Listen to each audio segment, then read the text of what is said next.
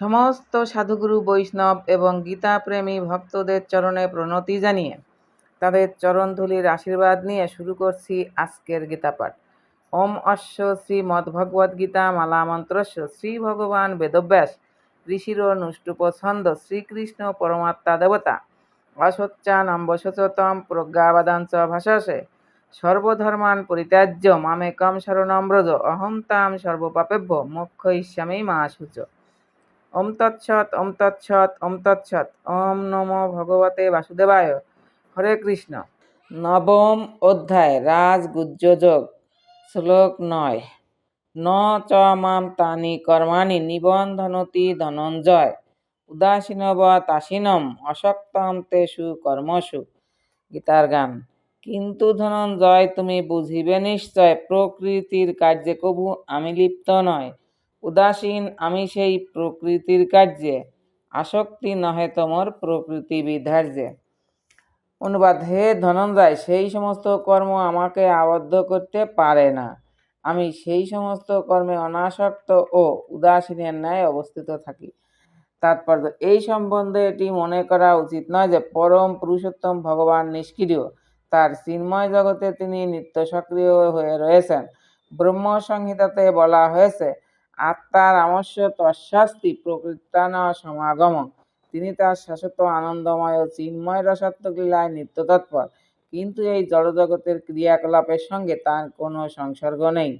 সমস্ত জড়জাগতিক ক্রিয়াগুলি তার বিভিন্ন শক্তির দ্বারা সম্পন্ন হয়ে থাকে। ভগবান তার সৃষ্ট জগতের সমস্ত জড়জাগতিক ক্রিয়াকলাপের প্রতি নিত্য উদাসীন থাকেন। এখানে উদাসীনবৎ কথাটির মাধ্যমে তার উদাসীনতার বর্ণনা করা হয়েছে। যদিও জাগতিক কার্যকলাপের সূক্ষ্মাতিসূক্ষ্ম সব কিছুই তার নিয়ন্ত্রণাধীনে, তবুও তিনি যেন উদাসীন হয়ে অবস্থান করেন। এই সম্বন্ধে হাইকোর্টের বিচারপতির আসনে অধিষ্ঠিত ন্যায়াধীশের দৃষ্টান্ত দেওয়া যায়। তার আজ্ঞায় কত ঘটনা ঘটে চলে। কারো প্রাণদণ্ড হয়, কারো কারাবাস হয়, কেউ আবার অসীম সম্পদ সম্পত্তি লাভ করে, কিন্তু তবুও তিনি নিরপেক্ষভাবে উদাসীন হয়ে থাকেন। সেই সমস্ত লাভ ক্ষতির সঙ্গে তার কোনোই সম্পর্ক নেই। ঠিক সেই রকম ভাবে যদিও জড়জগতের প্রতিটি ব্যাপারেই ভগবানের হাত থাকে, তবুও তিনি সবকিছুর থেকেই নিত্য উদাসীন।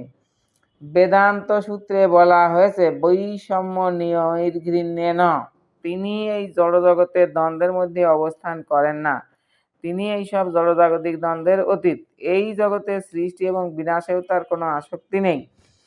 পূর্বকৃত কর্ম অনুসারে জীব ভিন্ন ভিন্ন প্রজাতির দেহ ধারণ করে এবং ভগবান তাতে কোনো রকম হস্তক্ষেপ করেন না। শ্লোক 10। ময়াধ্যক্ষেন প্রকৃতি সুয়তে সচরাচরম হেতুনানেন কৌন্তেয় জগৎ বিপরিবর্ততে। গীতার গান। ইঙ্গিত মাত্র সেমর জড়কার্য করে চরাচর যত কিছু প্রসবে সবারে। জগৎ পরিবর্তন হয় সেই সে কারণ, পুনঃ পুনঃ হয় যত জনম মরণ।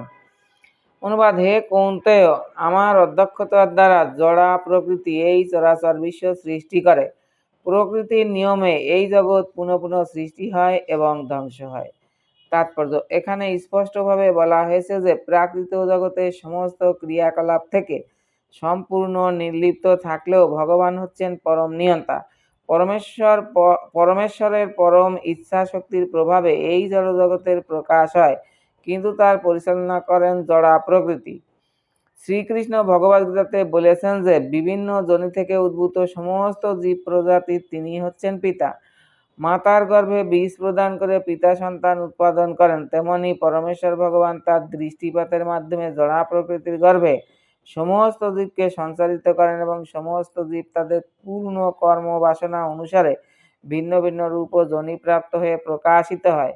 এই সমস্ত জীবেরা যদিও ভগবানের দৃষ্টিপাতের ফলে জন্মগ্রহণ করে, কিন্তু তাদের পূর্বকর্ম বাসনা অনুসারে তারা ভিন্ন ভিন্ন দেহ প্রাপ্ত হয়। সুতরাং ভগবান স্বয়ং এই প্রাকৃত সৃষ্টির সঙ্গে প্রত্যক্ষভাবে যুক্ত নন। শুধুমাত্র তার দৃষ্টিপাতের ফলেই জড়া প্রকৃতি ক্রিয়াশীল হয়ে ওঠে এবং তার ফলে তৎক্ষণাৎ সম্পূর্ণ সৃষ্টির অভিব্যক্তি হয়। যেহেতু ভগবান মায়ার প্রতি দৃষ্টিপাত করেন, তখন নিঃসন্দেহে সেটিও তার একটি কার্যকলাপ, কিন্তু জড়জগতের সৃষ্টির অভিব্যক্তির সঙ্গে তার কোনো প্রত্যক্ষ সম্বন্ধ নেই। স্মৃতিশাস্ত্রে এই সম্বন্ধে একটি উদাহরণ দিয়ে বলা হয়েছে, কারো সামনে যখন একটি সুবাসিত ফুল থাকে, তখন সেই ফুলের সৌরভ তার ঘ্রাণেন্দ্রিয়ের সংযোগ ঘটে, কিন্তু প্রকৃতপক্ষে জ্ঞানেন্দ্রিয় সেই ফুলটি পরস্পর থেকে পৃথক। জড়জগৎ এবং ভগবানের মধ্যেও এই রকমেরই সম্বন্ধ রয়েছে। এই জড়জগতে তার কিছু করার নেই, কিন্তু তার দৃষ্টিপাত ও আদেশের মাধ্যমে তিনি এই জগৎ সৃষ্টি করেন। এর মর্মার্থ হচ্ছে, ভগবানের পরিচালনা ব্যতীত জড়া প্রকৃতি কিছুই করতে পারে না। তবুও সমস্ত জড়জাগতিক কার্যকলাপ থেকে পরমেশ্বর ভগবান অনাসক্ত। শ্লোক 11। অবজানন্তি মাম মূঢ়া মানুষীম তনুমাশ্রিতং পরম ভাবম অজানন্ত মমভূত মহেশ্বরম। গীতার গান। আমার মনুষ্যাকার বিগ্রহ দেখিয়া মূঢ়লোক নাহি বুঝে অবজ্ঞা করিয়া, আমি মহেশ্বর এই জগৎ সংসারে, আমার পরম ভাব কে বুঝিতে পারে। অনুবাদ। আমি যখন মনুষ্যরূপে অবতীর্ণ হই, তখন মূর্খেরা আমাকে অবজ্ঞা করে। তারা আমার পরম ভাব সম্বন্ধে অবগত নয় এবং তারা আমাকে সর্বভূতের মহেশ্বর বলে জানে না। তাৎপর্য। এই অধ্যায়ের পূর্ববর্তী শ্লোকগুলির ব্যাখ্যা থেকে স্পষ্টভাবে উপলব্ধি করা যায় যে, নবরূপে অবতরণ করলে পরম পুরুষোত্তম ভগবান সাধারণ মানুষ নন। সমস্ত সৃষ্টির সৃজন, পালন ও সংহারকর্তা পরমেশ্বর ভগবান কখনোই একজন মানুষ হতে পারেন না।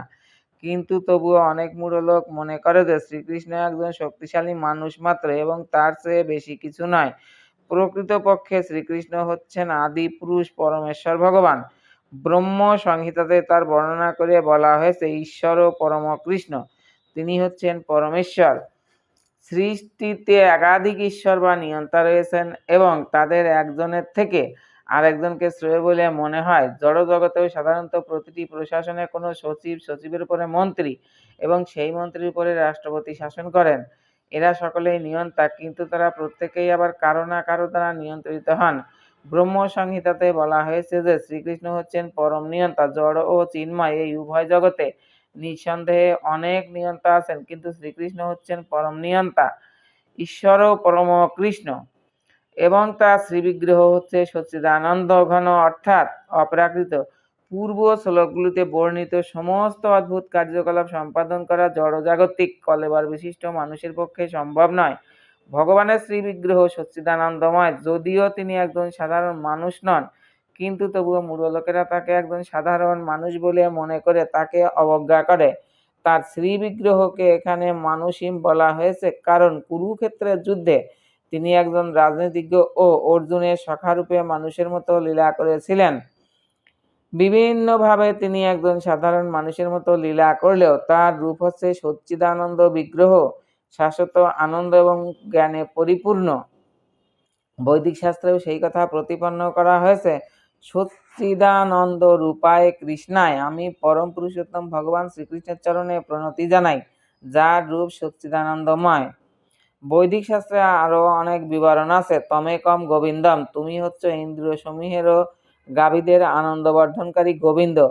সচ্চিদানন্দ বিগ্রহম, আর তোমার রূপ হচ্ছে শাশ্বত জ্ঞানময় ও আনন্দময়।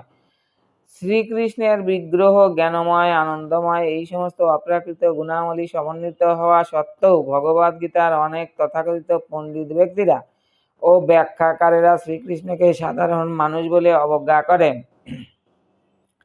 পূর্ব জন্মের পুণ্য কর্মের ফলে এই ধরনের পণ্ডিত ব্যক্তি অসাধারণ প্রতিভাবান হতে পারে, কিন্তু শ্রীকৃষ্ণের সম্বন্ধে এই ধরনের ভ্রান্ত ধারণা তার জ্ঞানের স্বল্পতারই পরিচায়ক।